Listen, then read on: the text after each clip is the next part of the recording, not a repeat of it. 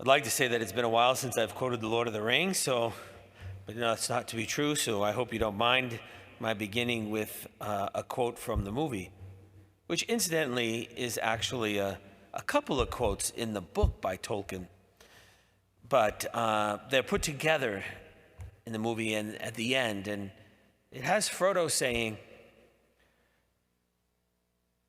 that after he has saved the Shire and evil has been conquered and Frodo is back in his home, he says this: "How do you pick up the threads of an old life? How do you go on when in your heart you begin to understand there is no going back? There are some things that time cannot mend, some hurts that go too deep, that they have taken hold." I think what I'd like about this quote is that it says that there are things that we do, or that we have experienced, or that we have done and have done to us, that can never be undone. These things change us, and we are never the same again. And so these wounds mark us, and we carry them forward, and we realize that there is no going back.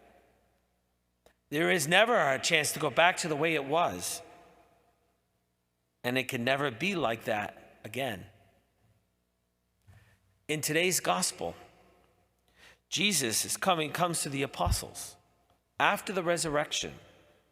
And a very important detail for me that often goes unnoticed because everyone usually speaks about doubting Thomas, which is a very important part of this gospel.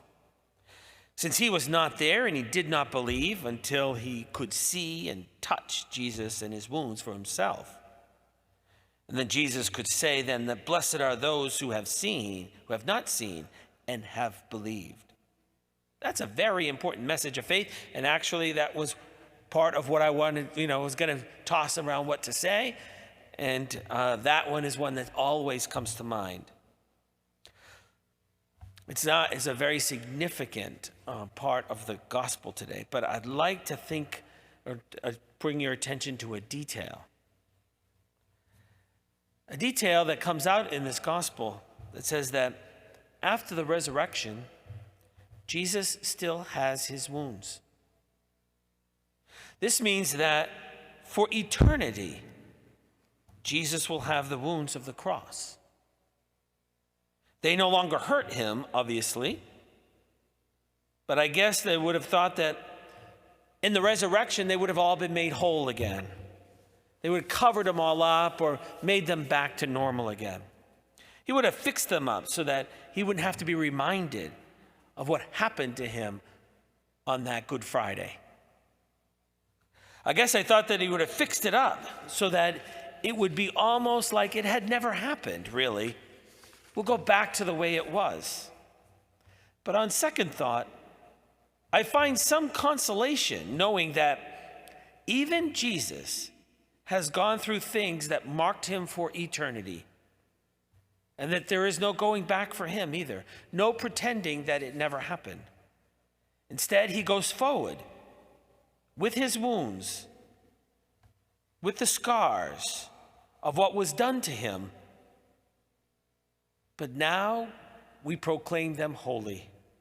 They have been made holy. So we call them the holy wounds.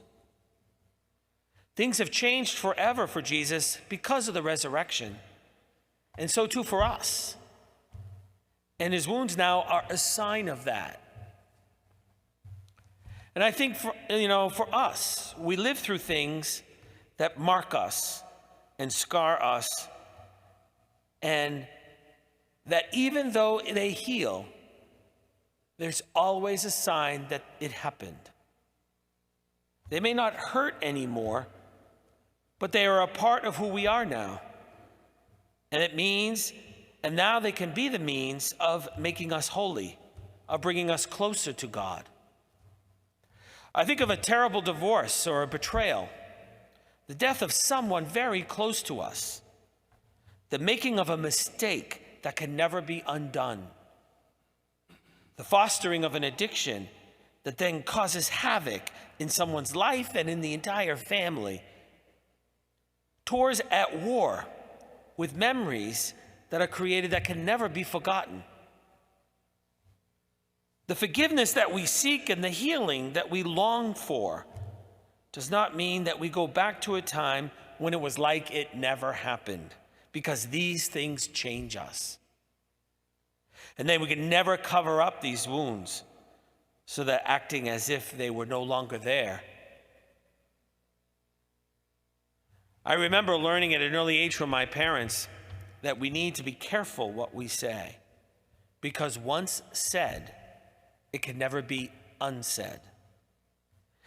And I'm sure that everyone in here probably has a memory, maybe of even as a child, when something was said to you. And as much as you'd love to forget it, nonetheless, you remember it forever. And the wounds that we inflict on people through our words and our actions, maybe on our parents, on our spouses, when we're angry, on our children, they can be healed with God's grace, no question. But the scars they leave, we carry them and walk with them into the future. There are those who are on the receiving end, and there are those who are on the inflicting end. There seem to be people who seem to be good at inflicting pain and hurt, leaving a pile of wounds on other people to be healed, especially in their wake as they walk away. Without care, they dole them out. Without care, God in divine mercy then comes in and begins the healing process that only God can do. And the truth of today's gospel is that, as with Jesus, these wounds never disappear, as if the cross never happened. But the great news is that God can make them holy. And they're the source of holiness for us. A holiness that came from probably from a lot of pain and a lot of hurt, for sure. And God the Father did it to his Son, and his promise is that he can offer that same gift to his holy people as well. A lot of the work is helping the person accept the healing that God has to offer. And even with the scars that remain, as the hurt maybe is gone. But the good news is that they become a source of holiness for us. His wounds are the source of the divine mercy we celebrate this Sunday. For us, Jesus' wounds became a source of our salvation.